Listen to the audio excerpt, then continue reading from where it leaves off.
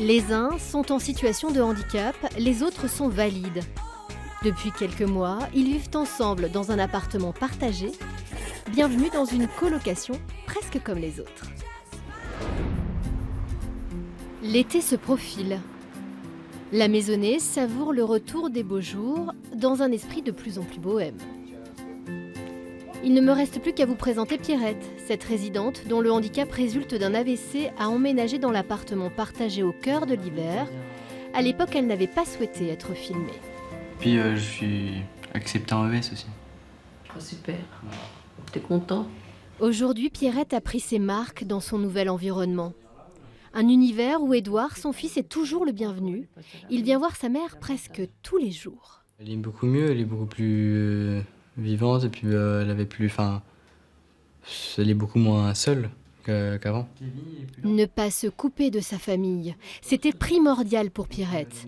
Mais il lui a fallu trouver sa place dans cet autre foyer. Évidemment, la coloc n'a pas hésité à la taquiner sur son petit caractère. Ça va, je m'y fais. Puis je pense qu'ils s'y font, mais c'est pas simple. Donc, vous voyez, ce que je vous disais, je suis une des plus âgées.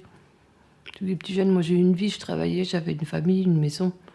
Je faisais à manger, j'avais ma voiture, tout ça. On n'a pas du tout le même passé, le même vécu, quoi. Que des fois c'est dur, quoi, parce que j'ai l'impression que ça veut rien faire. Puis moi je dois passer pour une vieille chieuse. Il faut essayer de concilier, de s'adapter. Pierrette, ça va? Pierrette s'estime désormais chanceuse d'avoir quitté son appartement adapté où elle souffrait de l'isolement pour ce lieu où on voit la vie en grand. Je peux pas me mettre contre le mur. Oh, pourquoi donc? Mais si, regarde, tu arrives très bien là. Faut mettre un livre en fait, je comprends pourquoi tu grandis tout. Oui, oh écoute, on a fait ça un peu comme ça. Hop, vas-y. C'est vrai que ça commence un petit peu à s'incarner, on va dire. Il y a vraiment de plus en plus d'activités.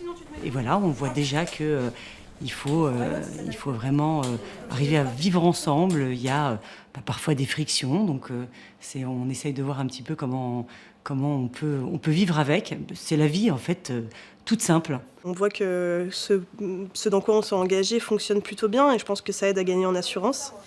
Les résidents aussi, qui gagnent en autonomie, en confiance en eux, on grandit les uns avec les autres. C'est une aventure qui change un peu les uns et les autres. Ouais.